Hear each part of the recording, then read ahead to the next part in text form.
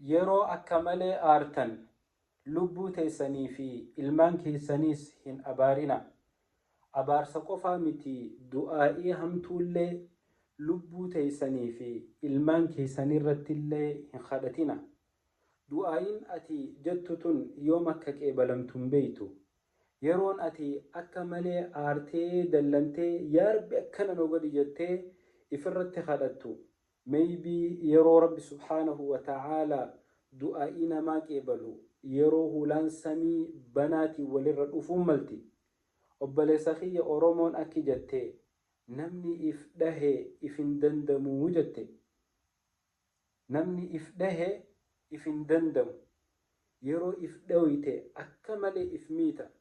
Tan namni nama dhawulleen nagaya tan irra if dhawan tanaatu hamtu. Obboleeyyan kiyya tanaaf lubbuu teenyaa fi lubbuu ilmaan keenyaa akkan halaakne ifis abaaruu ilmaan keenyaas abaaruu. Du'aayis ifirratti kadhachuu akkasuma ammallee ilmaan keenya irratti kadhachuu irraahillee haa fagaannu. Waan kana ragaa hadiisa rasuulaa tokkoon sii hima.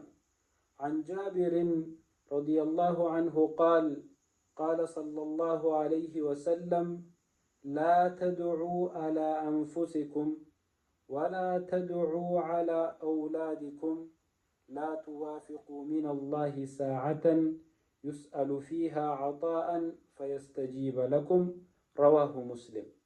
أبليين كيا حديث جابر الرأودي فمن خيستي رسول ربي صلى الله عليه وسلم أكن جأن لا تدعوا على أنفسكم أبو لبو تيسن الرتهن خدتنا همتو لبو تيسن الرتي يا ربي أكنا نقول يا ربي أكنا نقول يا ربي نبلس يا ربي ندبمسي يا ربي أكنا نهونجي سجتني في الرتهن خدتنا هي رسول ربي صلى الله عليه وسلم.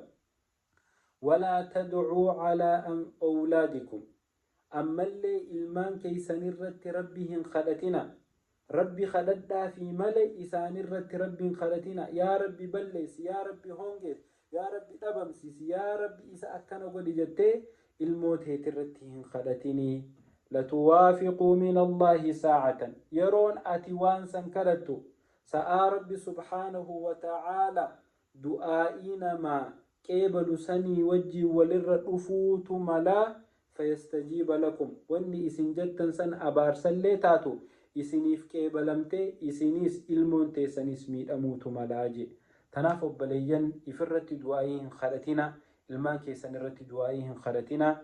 والسلام عليكم ورحمة الله وبركاته.